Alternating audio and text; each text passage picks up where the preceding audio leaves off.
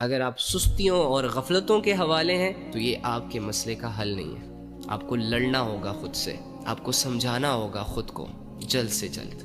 جب ایک کام بہت زیادہ بگڑ چکا ہوتا ہے نا تو وہ ٹھیک ہونے میں بھی ایک اچھا خاصا وقت مانگتا ہے۔ ہماری زندگیاں بہت بگڑ چکی ہیں، اللہ کا اور میرا تعلق بہت ڈسٹرب ہو چکا ہے، لہٰذا اب ہمیں اپنے وقت کو لے کر سیریس ہو جانا چاہیے۔ جس وقت میں رہتے ہوئے ہم نے اپنے آپ کو بگاڑا، اللہ سے دور کیا، اب اسی وقت کا استعمال کر کے ہم نے خود کو ٹھیک کرنا ہے، اپنے اعمال کی مرمت کرنی ہے۔ اللہ کا اور میرا جو تعلق ڈسٹرب کر دیا گناہوں نے، نفس نے، شیطان نے، اب نیک اعمال کر کے میں نے اس تعلق کو دوبارہ بحال کرنا ہے۔ میں جتنی دیر کروں گا اتنا ہی میرا نقصان ہے، اور جتنی جلد میں اپنے لیے، اپنی آخرت کو سنوارنے کے لیے، اپنے اللہ سے جڑنے کے لیے فیصلہ کروں گا اتنا ہی میرا فائدہ ہے۔ یہ آپ کی زندگی بدل سکتا ہے۔ اسے اٹھائیں اور سٹارٹ کریں لکھنا۔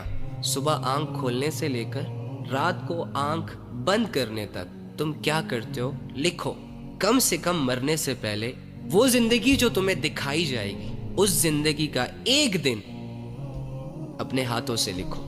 وہ اعمال نامہ جس میں تمہاری چھوٹی سی چھوٹی بات، چھوٹی سی چھوٹی سوچ، چھوٹے سے چھوٹا عمل بھی لکھا جا رہا ہے، اور مرنے کے بعد تمہارے سامنے آنے والا ہے اس اعمال نامے کا کچھ حصہ۔ جیتے جی اس کے ذریعے سے اپنے ہی ہاتھوں سے کسی کاپی پر یا کسی پیج پر اتارو، لکھو اپنے اعمال، اپنی ایکٹیویٹیز، اپنی سوچ، اور لکھنے کے بعد سوچو کہ اب اس میں اللہ کی فرما برداری کتنی ہے اور اللہ کی نافرمانیاں کتنی ہیں۔ 24 گھنٹوں میں سے میں اللہ کو کتنا ٹائم دیتا ہوں، اپنی آخرت کو کتنا ٹائم دیتا ہوں، اور دنیا کو کتنا ٹائم دے رہا ہوں، دنیا کے لوگوں کو کتنا ٹائم دے رہا ہوں۔ کیا میں نے آج کے دن 5 وقت کی نمازیں پڑھی؟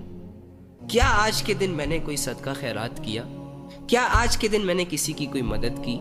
کیا آج کے دن میں نے 5 منٹ فوکس کے ساتھ اچھے طریقے سے اللہ کو دیے؟ کیا اس پورے دن میں میں کسی انسانی حقوق پر پورا اترا؟ ڈھونڈے اپنے آپ میں اللہ کی نافرمانیوں کو، ڈھونڈے اپنے آپ میں اللہ کی عبادتوں کو۔ وہ سوچ جو بگڑ چکی ہے اسے ٹھیک کرنے کا موقع دیں خود کو۔ وہ اعمال جو بگڑ چکے ہیں ٹھیک کرنے کا موقع دیں خود کو۔ جو جیتے جی خود کو بھول جاتا ہے نا، تو اس انسان سے باوجود ایمان کی حالت میں رہتے ہوئے اس کی آخرت بننے کے بجائے بگڑتی چلی جاتی ہے۔ کافر اور مشرک تو اس لیے اپنی آخرت نہیں بنا سکتے کیونکہ ان کے پاس تو وہ ایمان ہی نہیں ہے جس سے آخرت بنتی ہے۔ لیکن کتنا بڑا بے وقوف ہے وہ انسان جس کے پاس وہ میٹیریل موجود ہے جس سے آخرت بنتی ہے، ایمان، جس نے یہ لا الہ الا اللہ محمد رسول اللہ پڑھا ہو، جس کے پاس وہ دولت ہو جس کے استعمال سے آخرت کی انفینٹ لائف بنتی ہے، سنورتی ہے۔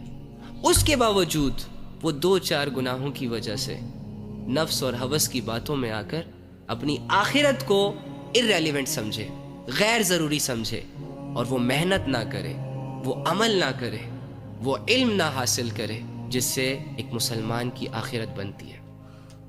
کتنا بڑا بے وقوف ہے، اور اسے بے وقوف بنایا کس نے؟ نفس اور شیطان نے۔ اب یہ بھلے خود کو کہتا رہے کہ میں بہت بڑا انجینئر ہوں، بہت بڑا ڈاکٹر ہوں، بہت بڑا سائنٹسٹ ہوں، بہت بڑا بزنس مین ہوں، میرے فیصلے چلتے ہیں، میرے منہ سے نکلی ہوئی بات لوگوں کے دلوں میں رعب پیدا کرتی ہے۔ بھلے دنیاوی اعتبار سے ایسے شخص کے آگے پیچھے لوگ گھوم رہے ہوں، بڑی ٹھاٹ بھاٹ سے رہ رہا ہو یہ شخص، لیکن جو روزانہ ڈیلی بیسس پہ نفس اور شیطان کے ہاتھوں، ہوس کے چکروں میں بے وقوف بنتا رہے، کیا فائدہ اس کی زندگی کا؟ کیا فائدہ اس کے عہدے کا، اس کی شہرت کا؟ کیا فائدہ اس کی اس عقل کا جس پر اس کو بہت بڑا ناز ہے؟